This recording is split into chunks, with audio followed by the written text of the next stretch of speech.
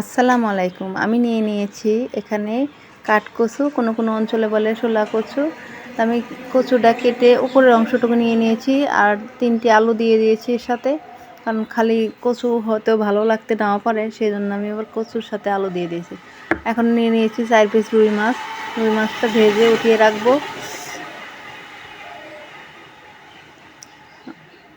ভাজা হয়ে গেছে, এখন আমি দিয়ে দেব কড়াইতে 5টি শুকনা মরিচ আর দিয়ে দেব কটা গোটা জিরে। জিরাটা লাল হয়ে আসলেই দিয়ে দেব পেঁয়াজ কুচি, রসুন কুচি, কাঁচামরিচ কুচি।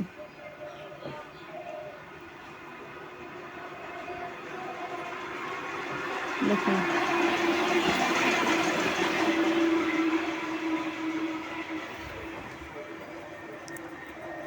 এখন আমি লাড়া দিয়ে দিব।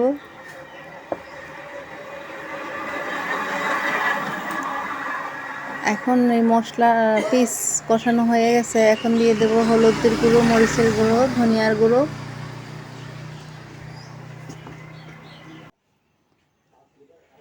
এখন আমি মশলাগুলো ভালো করে লাড়া দিয়ে নেব।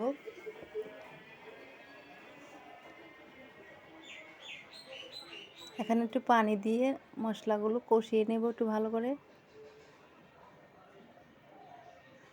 দেখুন, আমার এটা বাপিয়ে রেখেছিলাম, হালকা বাপিয়ে নিয়েছিলাম, কারণ যদি মনে করেন গাল খায় যেতে পারে, সেই জন্য আবার একটু বাপিয়ে নিয়েছি।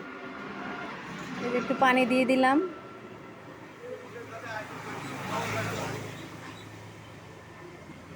এই পানিটা যখন উতলে আসবে, তখন আমি মাছগুলো দিয়ে দেব।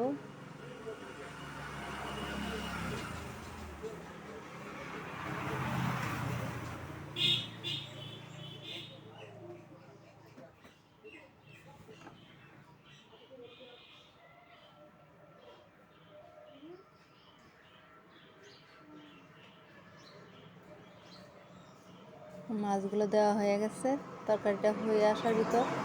দেখুন, ভিডিওটা যদি ভালো লাগে পাশেই থাকবে।